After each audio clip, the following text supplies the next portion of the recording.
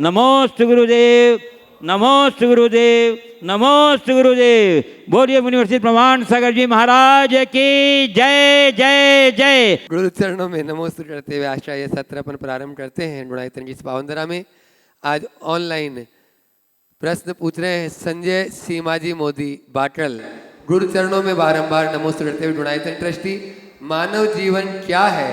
मनुष्य खाता है, पीता है, कमाकर अपना और अपने कुटुंब का पालन पोषण कर लेता है, बच्चे पैदा कर लेता है, एक तो मकान भी खड़े कर लेता है और इसी को मानव जीवन समझ बैठता है। परंतु यह सब तो पशु पक्षी भी कर लेते हैं। मेरा प्रश्न यह है गुरुवर कि वास्तव में मानव जीवन क्या है? जीवन जीने की सच्ची कला क्या है? जीवन का उद्देश्य क्या होना चाहिए? नमोस्तु गुरुवर। सबसे बड़ी विडंबना तो यही है कि मनुष्य पूरा जीवन जी लेता और आखिरी तक ये नहीं जान पाता कि मेरा जीवन है क्या। आपके प्रश्न को किसी ने इन पंक्तियों में रेखांकित किया है। पैदा हुए व्यापार सीखा, धन कमा बूढ़े हुए। पैदा हुए व्यापार सीखा, धन कमा बूढ़े हुए और बंधु जन को सौंप कर धन इस जहां से चल दिए। दरअसल लोगों का जीवन के प्रति जो दृष्टिकोण है बड़ा उथला है। लोग दृश्य जीवन को ही सब कुछ मानते हैं और अपने दृश्य जीवन को ही संवारने में अपनी पूरी शक्ति खपा देते हैं। संत कहते हैं हमारी दृष्टि दृश्य जीवन से परे अदृश्य जीवन की ओर होनी चाहिए।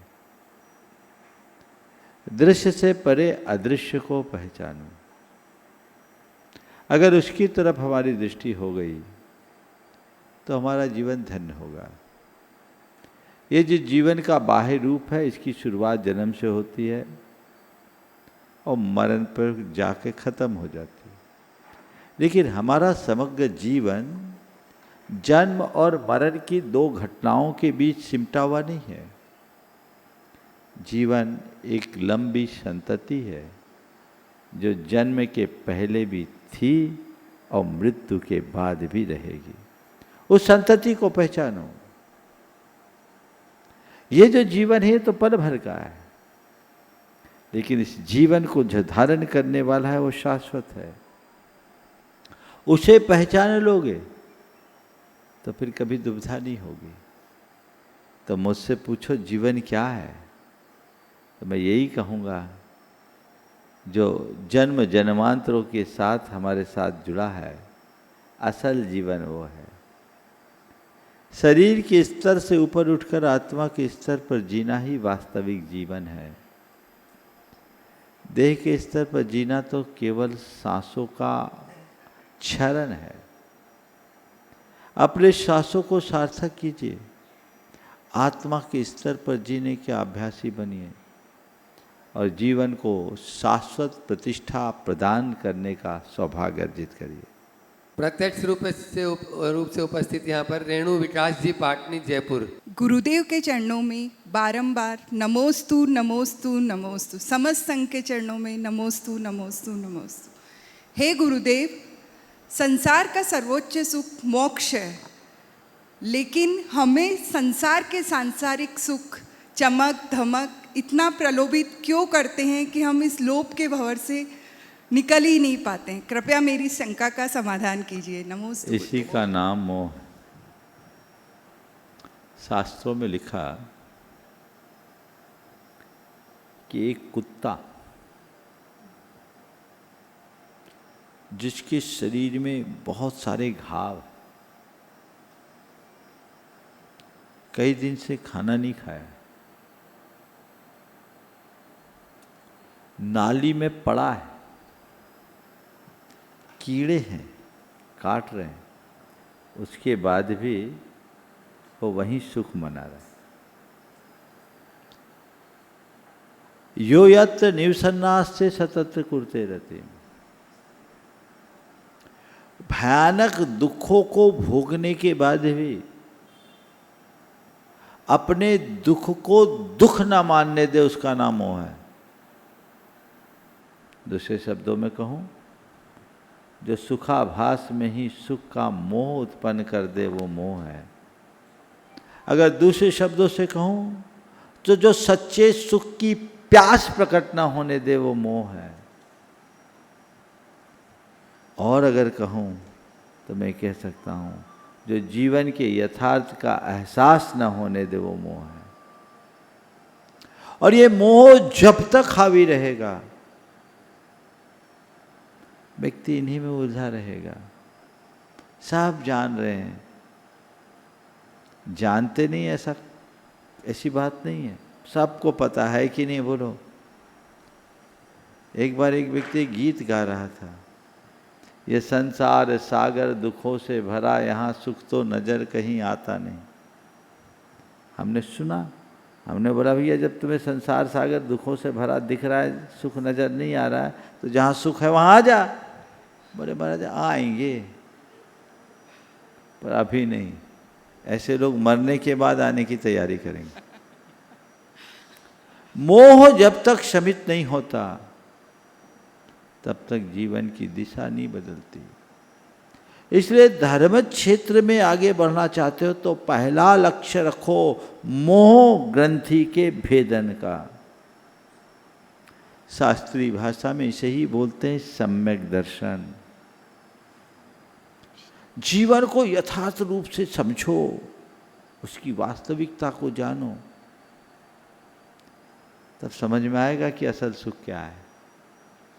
समझ गए? तो मोह को भेदे शास्त्रों के अध्ययन चिंतन मनन से, गुरुओं की संगति उनके सानिध्य और प्रेरणा से हम अपने मोह का शमन कर सकते हैं और उसी के बल पर जीवन को आगे बढ़ा सकते हैं। नमोस्तु संतोष जी जैन मुंबई गुरुचरणों में अपना प्रश्न और आज नमोस्तु गुरुदेव। नमोस्तु गुरुदेव। महाराज जी आजकल मंदिर में जब शांति धारा होती है तो पहले एक ही श्रावक कलश से हाथ लगा के करते थे, लेकिन अभी श्रावक का हाथ चेंज हो जाता है शांति धारा में, तो ये विनय नहीं होता है क्या महाराज जी शांति धारा के अंदर? नमोस्तु, इसका समाधान करें। देखिए, शांति धारा शांति से करनी चाहिए। जिसने शांति धारा में जिसका चुनाव हुआ है, जिसको अवसर मिला, उसे करने दीजिए। बाकी लोग दूर बैठ कर के भी अनुमोदना कर लेना। ये भ्रम निकाल दीजिए कि हाथ लगाने से ही शांति मिलती। शांति तो भावों में पलती। अब किसी ने त्याग किया है, दान किया है, बोली ली है, उसको अवसर मिलना चाहिए। हाँ, कई बार ऐसा होता है कि नए नए लोग होते, अभ्यास नहीं रहता, लंबे समय तक शांति धारा चलती, हाथ भर जाते हैं। तो यदि वो सपोर्ट चाहे तो दूसरे आए और उसके कलश में हाथ न लगाएं, उससे और वजन बढ़ जाता है आपके हाथ का। उसकी कुहनियों में अपने हाथ का सपोर्ट दे, दोनों कुहनियों पीछे तरफ से, और इस तरीके से करे कि उसका ध्यान भंग ना हो। कई बार धारा भी टूट जाती है, तो करे। और यदि एकदम ही थक गया है, सामने वाला चाह रहा है, तो आप धीरे से उसकी जगह आप ले लो, अपनी धारा को पूरी कर दो। लेकिन ये आदत अच्छी नहीं है कि एक व्यक्ति शांति धारा कर रहा है और बार बार दूसरे लोग उसको डिस्टर्ब कर रहे हैं। करने वाले के मन में भी विकल्प आता है। पानी की जरूरत नहीं तो भी पानी डाल रहे हैं। कुछ लोगों की आदत जैसी बन जाती है, इससे बचना चाहिए। नमोस्तु गुरुदेव। राकेश जी मुकेश जी मोठिया रतलाम गुणायतन ट्रस्टी गुरु चरणों में अपना प्रश्न कर रहे हैं। नमोस्तु गुरुवर। गुरुवर के चरणों में त्रय बार नमोस्तु नमोस्तु नमोस्तु। गुरुवर, हम रतलाम से गेंदलाल महेंद्र कुमार मोठिया परिवार, हमारा यह प्रश्न है कि मान जीव की शान घटा देता है, फिर भी हम मान करते हैं। हम ऐसा क्या करें कि हमें मान और क्रोध न आए? हमें मान ना आए इसके लिए क्या करें? कुछ मत करो, अपने भ्रम को जान लो। जो व्यक्ति भ्रम में जीता है वो अहंकार करता है। जो जीवन की सच्चाई को जानता है उसका अहंकार मिट जाता है। भ्रम का निवारण कीजिए, जीवन की सच्चाई को जानिए। किसका अहंकार, किस बात का मान? अपने नाम का, अपने यश का, अपने धन का, अपने ज्ञान का, अपनी प्रतिष्ठा का, अपने रूप का, किसका? ये है तुम्हारा कहाँ? जो तुम्हारा है ही नहीं उसका मान क्या भला कैसे? जीवन की सच्चाई को जानने वाला व्यक्ति मान मुक्त होता है, और जो मान मुक्त होता है वही सच्चे अर्थों में अपना कल्याण करता है। जीवन को समझो, आखिर मैं हूँ कौन, मेरा है क्या, तो कभी अहंकार नहीं होगा। समझे? नमोस्तु गुरु जी। दुलियान से प्रदीप जी, सुजीत जी डंडवाल, दुलियान गुणायतन सेवायतन ट्रस्टी। नमस्तु गुरुदेव, नमस्तु गुरुदेव, नमस्तु। महाश्री, ये प्रश्न बहुत बार आ चुका है, तभी हम पूछ रहे हैं। जो मंदिर में जो दर्भ चढ़ता विधान है सब में, ये माली पहले बेच देता था, अभी हम लोग क्या करते हैं, माली से खरीद लेते हैं, खरीद के वो एक साथ करके गौशाला में भेजते हैं। तो ये सही है क्या? ठीक है, अच्छा है। इसमें थोड़ी और व्यवस्था अगर बदल दो कि माली से खरीदने की अपेक्षा माली की पगार बढ़ा दो और पूरी सामग्री गौशाला के लिए दो। देखिए, पूरे शिखर जी का तो मुझे नहीं मालूम, तो गुणायतन से सारी सामग्री जाती है गिरिडीह, और वहाँ इस पूरी द्रव्य सामग्री को, गिरिडीह में एक परिवार है, सुभाष जी आ गए हैं क्या? एक परिवार है, उनकी इंडस्ट्री लगी, इससे पूरा पशु आहार बना करके वो वापस कर दे, पशुओं को खिलाए। अगर सब कोठियों में ऐसा हो जाए, सब मंदिरों में ऐसा हो जाए तो बहुत अच्छा है। मैं तो सोच रहा था कि शिखर जी में ऐसा प्लांट लगवा दूं और पूरे झारखंड और आसपास के लोगों की द्रव्य सामग्री चढ़ जाए। यहाँ आने के बाद सिखने का हमारा ज़रूरत नहीं है, हमको तो ऐसे ही करते हैं, और जो है वो फ्री ऑफ कॉस्ट करते हैं। जिनके यहाँ है एक परिवार है, नाम अब सुभाष जी आएंगे तो बताएंगे, अनिल जैन को पता हो तो बता सकते हैं। आइडिया आपको? नाम पता है कौन है? सुभाष जी को मालूम होगा, सुभाष जी को पता। हाँ, सरला जी है कोई गिरिडीह में। हाँ, सरला जी उनका नाम गिरिडीह में है। हाँ, हाँ। और उनके पास भेजते हैं सारा यहाँ। बहुत सुंदर। तो एक कोई सरला जी है, और वो पूरा उससे पशु आहार बना करके, जिससे जानवरों को कोई नुकसान नहीं हो। बहुत अच्छा होगा, पूरे झारखंड के लोग ऐसा कर सकते हैं। इस तरह की यूनिट्स आसपास भी बना सकते हैं। जब गिरिडीह में हैं तो हो सकता है रांची, हजारीबाग और धनबाद में भी ऐसे यूनिट्स होंगे। उनसे संपर्क कीजिए और ये काम कीजिए ताकि अभक्ष न खाए। मंदिरों की द्रव्य सामग्री के साथ लोग मांस मच्छी खा रहे हैं और इसके पाप के भागी मंदिर के व्यवस्थापक बन रहे हैं। सही। महान पाप है। मालिक पगार का हकदार है, उसको अच्छी पगार दीजिए, द्रव्य का हकदार नहीं। द्रव्य तो पशु पक्षियों के लायक। और थोड़ी कल्पना करो, जिस द्रव्य सामग्री को आपने चढ़ाया, अहिंसा के देवता की पूजा की, उसके साथ अगर मांस मछली खा रहे हैं कोई, कल्पना से मन शेर उठता है। मैंने उदयपुर में बोला, कुंथू जी ने पहल की। आज पूछो, इनसे भी अपना प्रश्न पूछेंगे तो बताएंगे कितने तोते आते हैं। हजारों की तादाद में तोते आते हैं। पूरे उदयपुर के सब मंदिरों का द्रव्य इनकी छत पे पलों में समाप्त हो जाता। बादाम फोड़ फोड़ के खाते हैं, चावल बिन लेते हैं। फिर यहाँ तोते वगैरह नहीं है, समस्या है, तो उसका रास्ता ये है। पर ये व्यवस्थाएं लोगों को बनानी चाहिए, इसमें प्रमाद नहीं करना। आप लोग ये जो कार्य कर रहे हैं बहुत अच्छा कर रहे हैं। जब तक ऐसी व्यवस्था नहीं होती, लेकिन फिर भी माली से बात कीजिए। खरीदे क्यों? मालिक को तनख्वाह दीजिए, अच्छी सैलरी दीजिए, जिससे वो खुश होकर के भगवान की सेवा कर सके और सामग्री का सही नियोजन हो सके। नमस्ते महाराज, नमस्ते। सुजीत जी भी कर रहे हैं अपना प्रश्न। हाँ, नमोस्तु महाराज जी, नमोस्तु नमोस्तु नमोस्तु। महाराज जी, मेरा ये सवाल है कि माता पिता का यदि तबीयत खराब होता है तो उनको हॉस्पिटल में एडमिट करना पड़ता है, तो उसके साथ कोई बच्चा यदि रहता है हॉस्पिटल में, तो क्या हॉस्पिटल में जाना तो पाप का उदय है, क्या उस बच्चा का भी पाप का उदय है? देखिए, पहली बात तो हॉस्पिटल जाना पाप का उदय है, कथन एकांत नहीं। बीमार पड़ना पापोदय है। हॉस्पिटल तो वही पहुंच पाता है जिसका पुण्योदय है। जिसका पुण्य छीन होता है ना, वो हॉस्पिटल पहुंच ही नहीं पाता, पहले ही निपट जाता है, उसकी बीमारी ही नहीं पकड़ पाती। तो ठीक है, लोक में ऐसा, चूंकि अस्पताल लोग जाना नहीं चाहता, जाना पड़ता है, इसलिए लोग मानते पापोदय। लेकिन जो अस्पताल जाकर अपना इलाज करा रहे और इलाज कराने में समर्थ है, तो उनको ये सोचना चाहिए कि बीमारी के पापोदय के बाद भी इतना पुण्योदय है कि अस्पताल जाकर चिकित्सा करा सके। अगर कोई गरीब आदमी हो, वो तो चिकित्सा के अभाव में ही मर जाता है, उसके पास तो हॉस्पिटल जाने तक का पुण्य नहीं रहता। तो चीज़ें ऐसी ही बनती और बदलती है। इसलिए अगर कोई अस्पताल गया है तो उसको एकांत से पापोदय मत मानो, बल्कि इसको पुण्योदय ही मानो।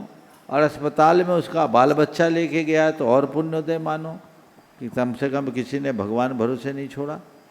और संतान अगर उनकी सेवा कर रही है तो इसे भी पुण्योदय मानो। नहीं तो आजकल तो कोई पानी के लिए पूछने वाला नहीं मिलता, तो उसका पुण्योदय है कि बीमारी के बाद भी लोग उसके साथ खड़े हैं। और जो सेवा कर रहे हैं उनका भी पुण्योदय है कि उनके हृदय में अभी संवेदनाएं हैं, सेवा का भाव है। ऐसा दृष्टिकोण रखना। नमोस्तु महाराज। बबीता जी पुरलिया हो गए। अपने बीच में मुंबई से आज पंकज जी, पद्मा जी जैन यहाँ पर उपस्थित है, मुंबई कन्नौज। एक बार जोरदार तालियों से उनका स्वागत करें। और मैं चाहूँगा NL जैन साहब और श्रीमती चंद्रकला जी पाटनी वहीं पर, हाँ वे मंच पर आ जाए, उनका वहीं पर सम्मान कर देंगे। ऊपर आ जाओ। शीघ्रता करें। और वे अपना प्रश्न भी गुरु चरणों में करना चाह रहे हैं। तब तक अनिमेश भाई अपना प्रश्न गुरु चरणों में करेंगे। गुरुदेव के चरणों में हम सभी का नमोस्तु नमोस्तु नमोस्तु। सभी महाराज जी के चरणों में नमोस्तु। गुरुदेव, मेरा प्रश्न ये है कि जैन धर्म में एक कहते हैं अप्पा सो परमात्मा, हर आत्मा में परमात्मा बनने की शक्ति होती है, लेकिन उसी में एक और शब्द आता है अभव्य जीव, जिसमें ना तो मोक्ष जाने की शक्ति रहती है, वो कितनी भी तपस्या कर ले वो मोक्ष की प्राप्ति वो नहीं कर सकता। तो महाराज जी, जब हमारा मूल ही है मोक्ष पाना, तो ये अभव्य कहाँ से आया? और महाराज जी, मेरा प्रश्न एक और ये था कि आप कहते हैं कि हम जैसा कर्म करते हैं वैसा हमें फल मिलता है। आप एक उदाहरण देते हो, हम जितना बैंक में निवेश करते पैसा, उस हिसाब से हम अगर उसको रखे रहे तो और बढ़ेगा। वैसे ही कर्म को अगर हम अपने पास रखे हुए हैं, उसका यूज़ ना करें, वो और फलेगा। लेकिन महाराज जी, बैंक में जब हम पैसा रखते तो उसका इंटरेस्ट मिलता है, तो हम अगर अपने कर्मों को जमा करके रखते हैं तो उसमें क्या इंटरेस्ट मिलता है? और उसको कैसे पता करें कि हमारे कर्म कितने हैं कितने नहीं? देखो, पहला सवाल है, हर आत्मा में परमात्मा है, बिल्कुल यथार्थ है। अभाव जीव की बात भी जो तुमने सुनी या कही है, बिल्कुल यथार्थ है। अभाव में भी आत्मा में परमात्मा है, शक्ति उसके पास है, पर उसकी अभिव्यक्ति नहीं होगी। उस जीव की वैसी योग्यता ही नहीं। जैसे सोने का और होता है, उससे सोना निकलता है, लेकिन एक होता अंधपाषाण, क्या बोलते हैं उसको? अंधपाषाण। उसमें सोने का अंश तो होता है पर प्रकट नहीं होता। ऐसे अभाव में भी परमात्मा है पर प्रकट नहीं होगा। वैसा उसकी योग्यता होती है, उसके परिणाम स्वरूप ऐसा हो जाता है। समझ गया? तो इसलिए अभव अभव रहता है, भव भव रहता है। दूसरा जो सवाल तुमने किया कि हम अपने कर्मों को जमा रखें तो हमको कुछ इंटरेस्ट मिलेगा, थोड़ा भूल गए तुम। कर्मों को जमा रखने का मतलब क्या पता है? कर्जा बढ़ाना।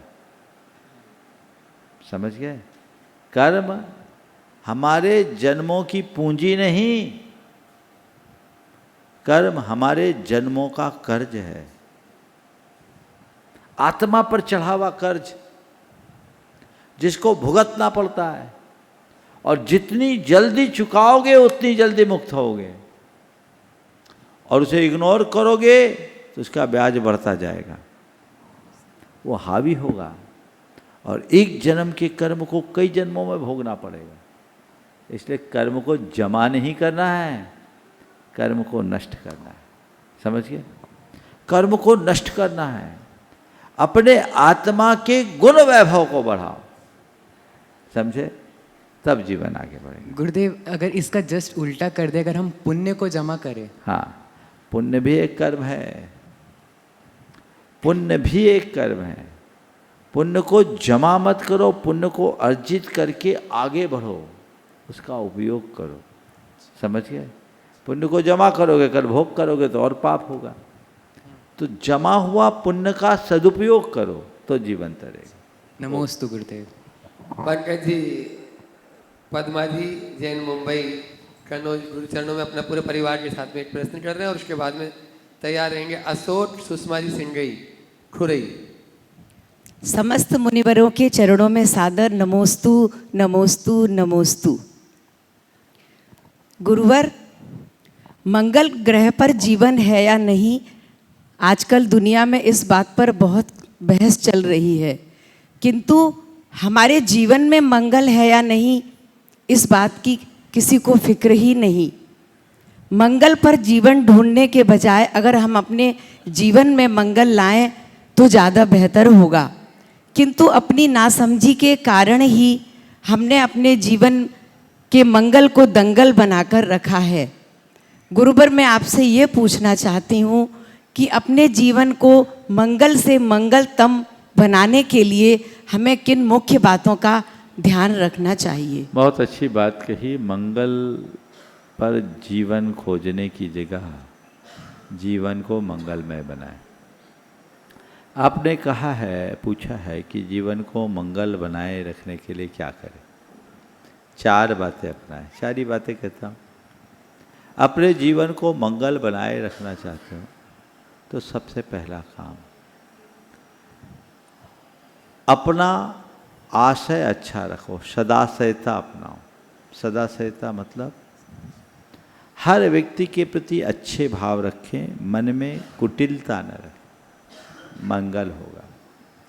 दूसरी बात, सबकी सेवा करने का भाव लगाएं। जो सदाशयी होता है, जो सेवा भावी होता है, वो सबका मंगल करता है। तीसरी बात, श्रद्धावान बने, मन में श्रद्धा रखे, अपनी श्रद्धा को गहरी बनाए, उसे छीन न होने दे। गुरु के प्रति, प्रभु के प्रति, धर्म के प्रति श्रद्धा जीवन में सबका मंगल करती है। और चौथी बात, हर बात को सकारात्मकता से देखें तो हमारे जीवन में कभी अमंगल नहीं होगा, सब मंगल होगा। सदाशय, सेवा, श्रद्धा और सकारात्मकता जिस मनुष्य के जीवन में जुड़ गए उसका मंगल मंगल ही है। नमोस्तु गुरुवर, नमोस्तु। समस्त मुनिराजों के चरणों में नमोस्तु नमोस्तु नमोस्तु। महाराज जी, हेलो महाराज जी, भरत और बाहुबली में युद्ध हुआ था तो भरत हार गए थे, तो भरत ने बाहुबली के ऊपर चक्र चला दिया था और चक्र वापस आ गया बाहुबली के पास से। ये क्यों वापस आया? क्योंकि वो तो जानते नहीं कि परिवार कौन है, वो तो अजीब है चक्र। ऐसा है, बात सही है कि भरत, बाहुबली के ऊपर भरत ने चक्र चलाया, चक्र की परिणति बदल गई और चक्र घूम करके वापस भरत के हाथ में आ गया। पर मैं कहता हूँ, चक्र की परिणति थी कि वापस भरत के हाथ में आ गया, पर ये परिणति का चक्र था कि भरत के हाथ से निकल के बाहुबली पे चल गया। बात को समझ रहे आप? ये परिणति का चक्र था। भरत का इतना तीव्र कर्म का उदय आया कि ये जानते हुए भी कि दिव्यास्त्र कुल के विघातक नहीं होते, चला दिया गुस्सा में।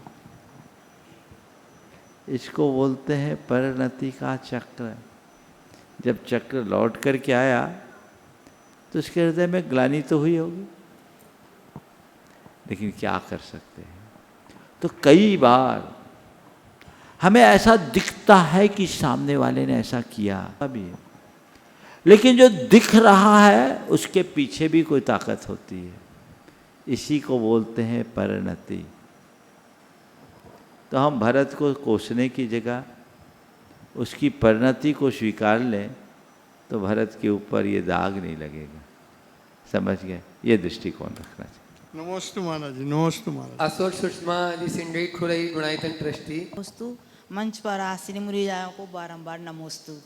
जैन धर्म के अनुसार क्रिया करना ही धर्म है या व्यवहार और आचरण को शुद्ध रखना धर्म है, अर्थात सच्चा धर्मी कौन है? फिर से बोलिए।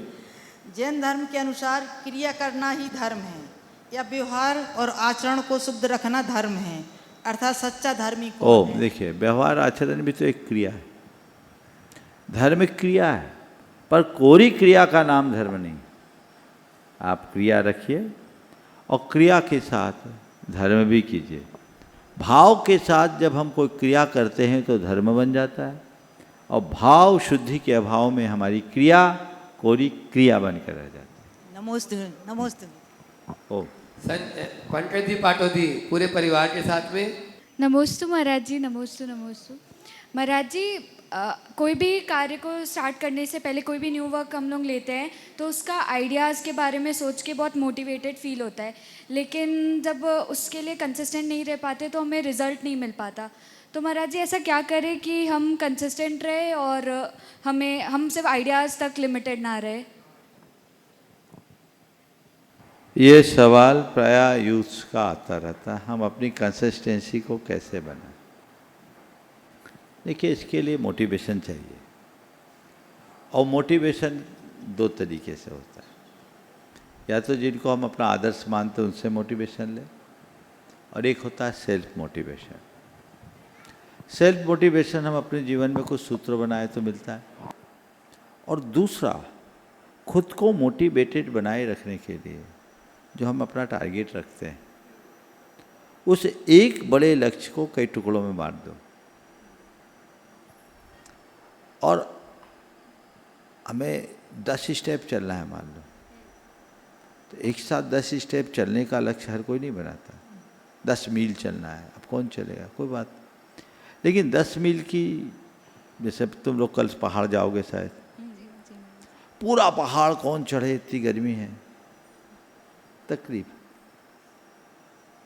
लेकिन पूरे पहाड़ के चढ़ते समय मन में मोटिवेशन बना रहे, उसके लिए क्या करो, इस पूरी चढ़ाई को कई टुकड़ों में बांट दो। पहले चलो तो यहाँ से कलीकुंड तक जाना है, उससे आगे जाओ तो काठपुल तक जाना है, उसके आगे जाओ तो गंधर नाला तक जाना है, उसके आगे जाओ तो शीतल नाला है, फिर चोपड़ा कुंड है, फिर गंधर टोक है, फिर जल मंदिर है, गंधर टोक है, फिर मुनिश्रवतनाथ है, फिर चंद्र प्रभु। ऐसे इसको कई टुकड़ों में करके लास्ट में पारसनाथ। तो क्या होता है, अरे इतना आ गए हम,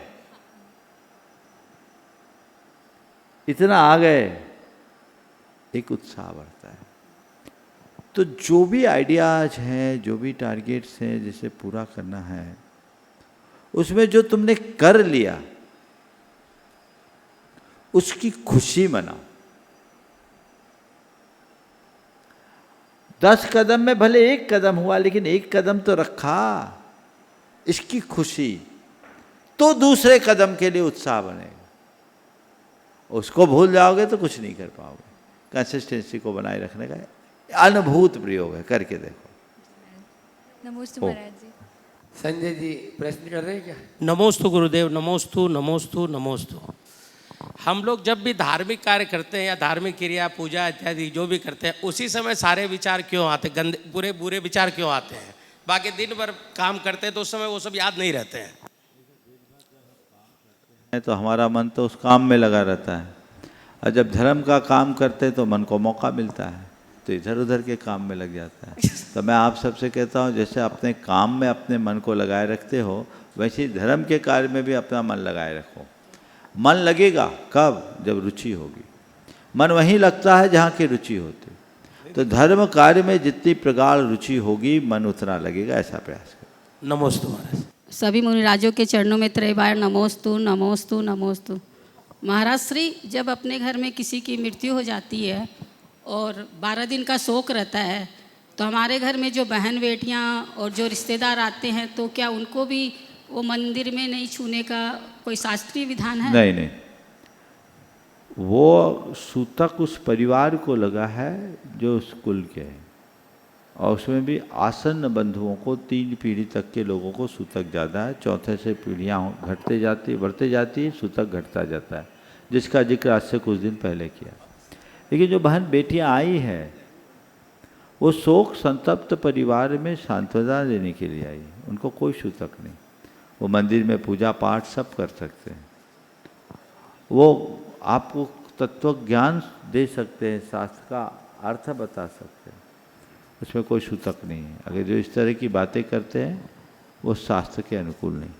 श्री राजेंद्र जी जैन दिल्ली से अपने बीच में है और मैं चाहूँगा आप लोग जोरदार तालियों से राजेंद्र जी का सम्मान करें, जो अपनी कला के माध्यम से यहाँ एक विशेष प्रयोजन से गुरु चरणों में पधारे हैं और वे अपना प्रश्न भी करेंगे। मैं चाहूँगा पहले गुणायतन के CEO सुभाष जी, वे उनका सम्मान भी करेंगे और शायद सुभाष जी कुछ बोल भी रहे हैं। हाँ, परम सिद्धे गुरुदेव के चरणों में शत नमन, सभी साधु परमेष्ठी के चरणों में शत नमन। आज बड़े सौभाग्य का विषय है कि हमारे बीच में श्री राजन जी दिल्ली से पधारे हैं और इनका विशेष प्रयोजन यहाँ के हमारे बड़े बड़े पंडाल की सज्जा करना है। तो आशा है आपका आशीर्वाद मिले और ये काम को हम लोग ये बहुत सक्सेसफुली करें, ऐसा हम विश्वास करते हैं। हम उनका सम्मान भी करना चाहेंगे गुरुदेव। आप लोग तालियों में कंजूसी करें, राजेंद्र जी का तालियों के साथ स्वागत कर दें और चाहूँगा राजेंद्र जी अपना प्रश्न गुरु चरणों में करेंगे। नमोस्तु गुरुदेव, नमोस्तु गुरुदेव, नमोस्तु गुरु महाराज जी। मेरा एक छोटा सा क्वेश्चन है, मेरे भांजे ने भेजा है अभी बड़ौत से कि भव्य अभव्य जीव की पहचान कैसे करें। भव्य और अभव्य जीव की पहचान कैसे कर सकते हैं? भव्य और अभव्य की पहचान तो दिव्य ज्ञानी ही कर सकते हैं, हम आपके ज्ञान का विषय नहीं। फिर भी एक आचार्य ने भव्य और अभव्य की स्थूल पहचान बताई। लिखा है, तत्प्रति प्रीति चित्ते न येन वार्ताप ही श्रुता निश्चितम स भवेद भव्य भावी निर्वाण भागिन। जो भगवान की वाणी को प्रीतिपूर्वक सुनता है वो भव्य है, वो निर्वाण का भागी है। तो जिसकी जिनवाणी के श्रवण में रुचि है, जो भगवान की वाणी को, जिनवाणी को, गुरुओं के प्रवचनों को रुचिपूर्वक सुनने के लिए उत्साहित रहता है, तो इस कथन के अनुसार हम मान सकते हैं कि वो भव्य है। हालांकि ये बड़ा स्थूल लक्षण है, उसको उसी अनुरूप देखना। तो जैसे महाराज श्री हम शिखर जी आते हैं तो बताते हैं कि भी तिर्यंच में नहीं जाते दर्शन से शिखर जी की वंदना के लिए भाव सहित, तो ये भी बात भाव सहित बंदे जो कोई ताके नरक पशु गति नहीं हो, ये बात यथार्थ है। लेकिन शिखर जी की वंदना करने वाला कोई सब भव्य ही है, ये कथन शास्त्रीय नहीं। नमोस्तु महाराज। डॉक्टर वीर चंद जी विनीता जी अग्रवाल वाराणसी गुणायतन ट्रस्टी गुरु चरणों में अपना प्रश्न कर रहे हैं। हे गुरुवर, हम श्रावक जन जब भोजन ग्रहण करते हैं तो कर बंद करते हैं और निर्गंथ साधु जब आहार ग्रहण करते हैं तो कर्मों की निर्जरा होती है। तो गुरुवर आप अपना मंतव्य इस विषय में दें। भैया, तुम खाने के लिए जीते हो, हम जीने के लिए खाते हैं। तुम भोजन करके भी दुनियादारी में लगते हैं और हम भोजन करके भजन करते हैं। सब चीज़ हमारे दृष्टिकोण पर निर्भर करती है। श्रीमती चंद्रकला जी पाटनी रांची। मेरी तरफ से, जगत के सब जीवों की तरफ से गुरुदेव के चरणों में नमोस्तु, सभी मुनिराजों के चरणों में नमोस्तु। महाराज श्री, जब राजा श्रेणिक ने कुत्तों के द्वारा उपसर्ग करवाया तो कुत्तों ने भी उस वीतरागता को नमन कर दिया, लेकिन राजा श्रेणिक का फिर भी जी नहीं भरा उपसर्ग करने से। राजा श्रेणिक का फिर भी जी नहीं भरा उपसर्ग करने से, वो फिर भी उपसर्ग किया, तो क्या वो वीतरागता से प्रभावित नहीं हुआ?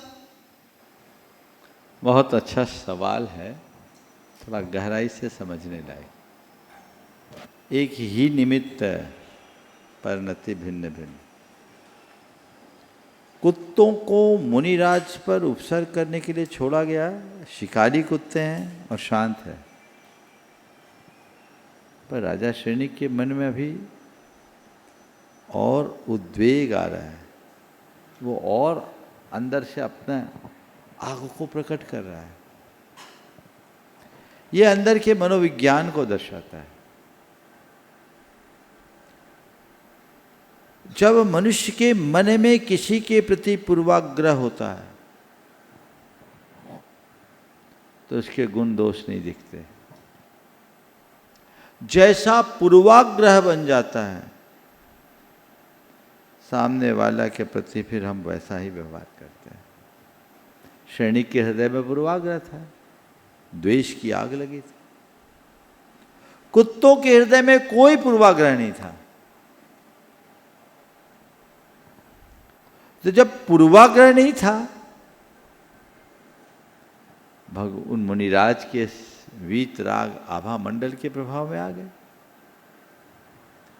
श्रेणिक का भी जो पूर्वाग्रह मिटा तो वो भी शरणागत हो गया, भगवान के शरण में आया, वहां भी क्षमा मांगा। तो हमेशा मैं आप सबसे कहना चाहूंगा कि धर्म क्षेत्र में कभी किसी प्रकार का पूर्वाग्रह मत रखो, बल्कि पूर्वाग्रह तो किसी के प्रति मत रखो। तटस्थता को अपने जीवन का आदर्श बनाना चाहिए।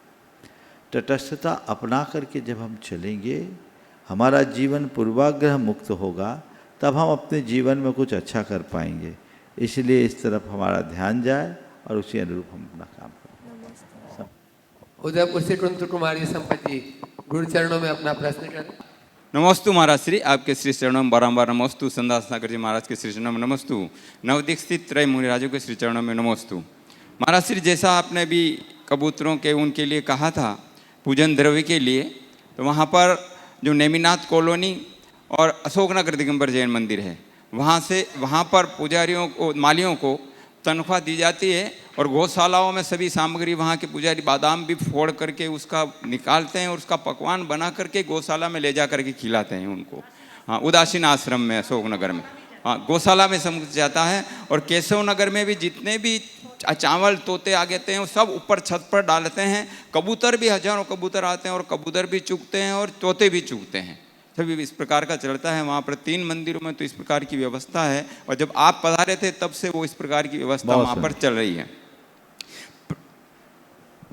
प्रश्न ये महाराज श्री, जैसे आज दोपहर में भावना की चर्चा चल रही थी, द्वात्रिंशिका भावना अमित गति आचार्य ने लिखी है और उसके 10 नंबर का जो श्लोक है, यदर्थ मात्रा पद वाक्यहीन माया प्रमाद्यादि किंचनोक्तम तन्मे क्षमित्वा विदिता तेवी सरस्वती केवल लब्धि। तो जो मेरे द्वारा गलत कहा गया है उसका आज मुझे क्षमा करे और मुझे केवल ज्ञान की लब्धि प्राप्त कराएं, जिनवाणी माता से इसी प्रार्थना की।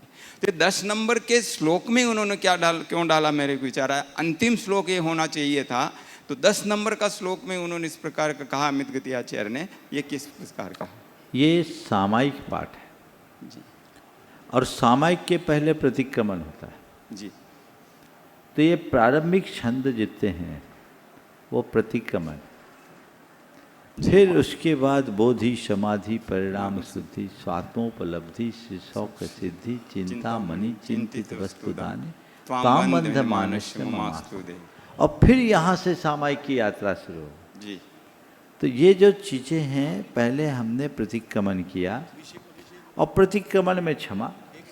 तो हमने जो सामायिक के पूर्व पाठ आदि किए हैं उनमें यदर्थ मात्रा पदवाक्य हीनम, मेरे द्वारा मात्रा पद वाक अर्थ इनके हीन में कुछ भी कहा गया, हे भगवान मुझे उसके प्रति क्षमा दो, ये भाव है जी। और अब सबसे क्षमा मांग करके अब क्या करें, सामायिक में डूबना है।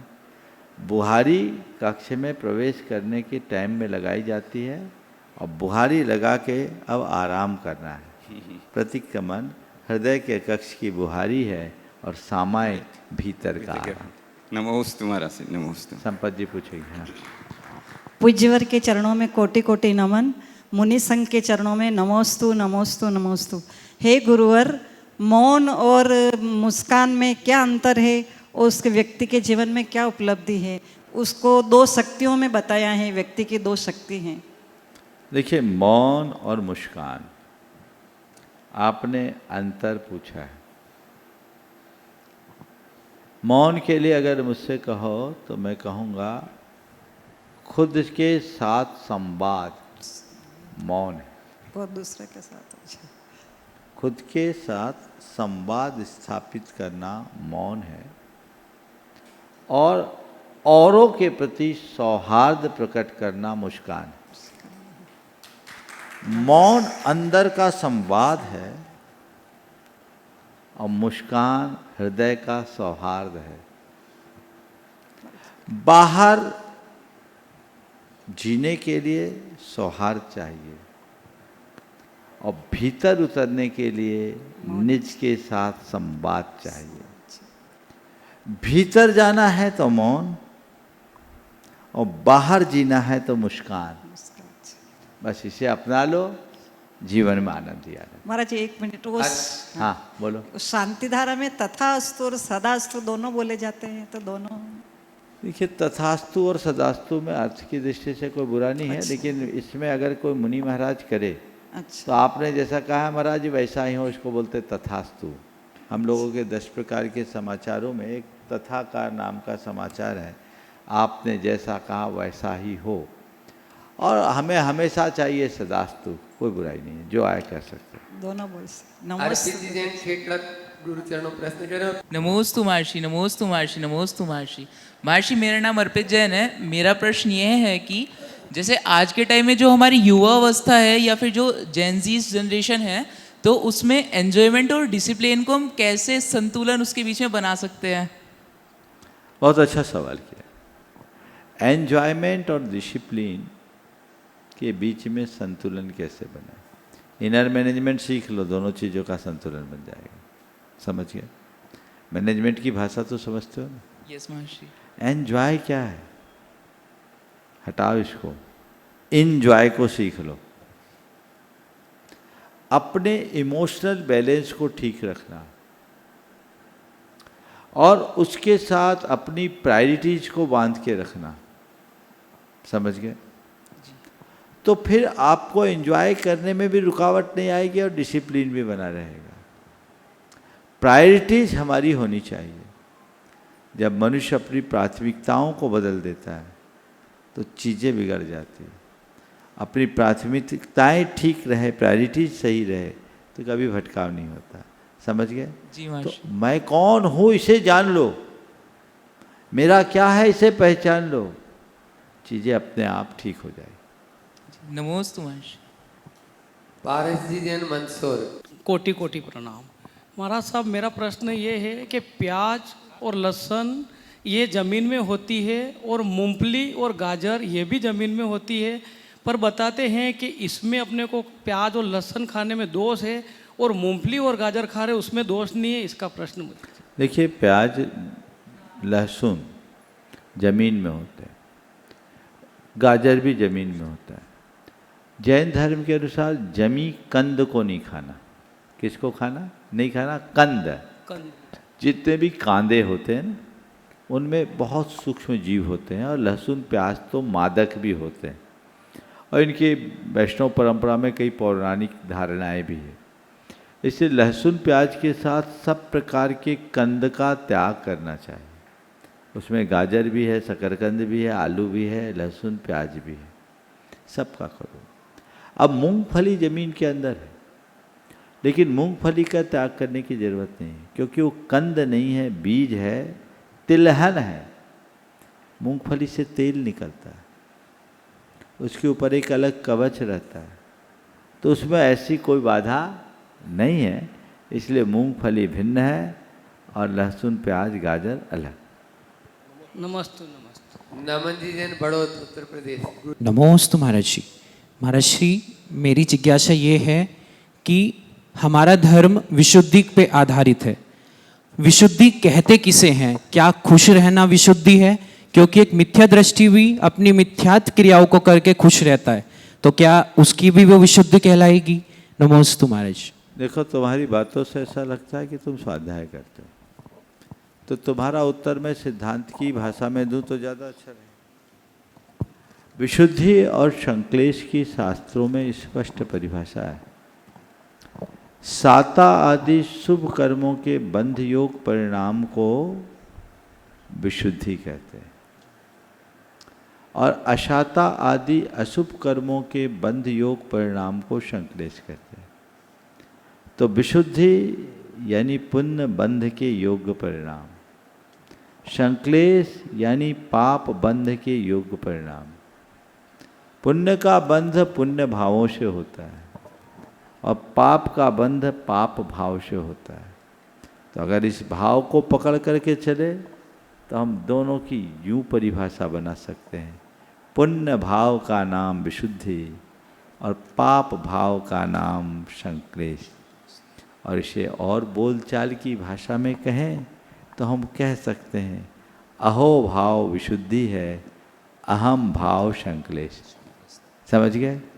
अहोभाव विशुद्धि, विशुद्धि यानी अहोभाव, अंदर की प्रसन्नता, और संक्लेश अहम भाव।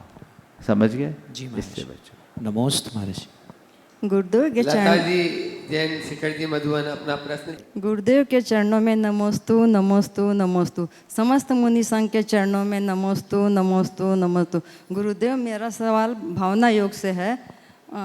गुरुदेव, मैं मुंबई में थे, तब सीढ़ी में एक बार ऊपर नीचे कर रही थी, तो मेरा घुटना थोड़ा सा मतलब सरक गया था और वो जगह खाली हो गई थी, तो मुझे बहुत दर्द होता था।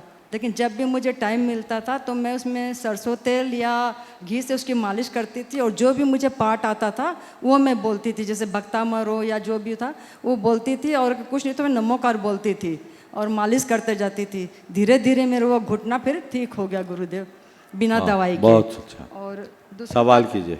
और नहीं, सवाल नहीं है गुरुदेव, भावना योग से ही संबंधित है। और दूसरी बात, सम्यक शिखर जी में मैं महाराज जी को आहार करवा रही थी, तो मुझे चक्कर आ गया और मैं उन्हीं के सामने ही गिर पड़ी। तो मुझे फिर गुरुदेव ने कहा कि इनको अंदर लेकर के जाओ रूम में, इन्हें रेस्ट करने दो।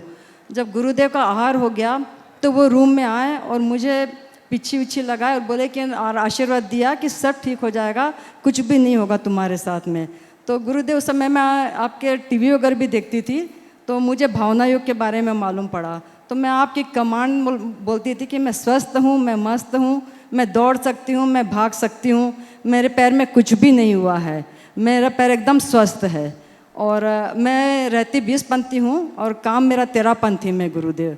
तो मैं वहाँ से मतलब 20 पंथी से 13 पंथी आने में मुझे मतलब एक घंटा का टाइम लग जाता था। इतना समय मत लीजिए, आपका आशय समझ गया। आप नियमित भावना योग का अभ्यास कीजिए। बहुत बहुत आशीर्वाद, औरों को भी प्रेरणा दीजिए। बस समय आप सबका हो नमस्ते गया। गुरुदेव, आज नमस्ते के गुरुदेव, सत्र नमस्ते को गुरुदेव। यहीं पर विराम। बोलिए परम पूज्य आचार्य गुरुवर श्री विद्यासागर महाराज की जय।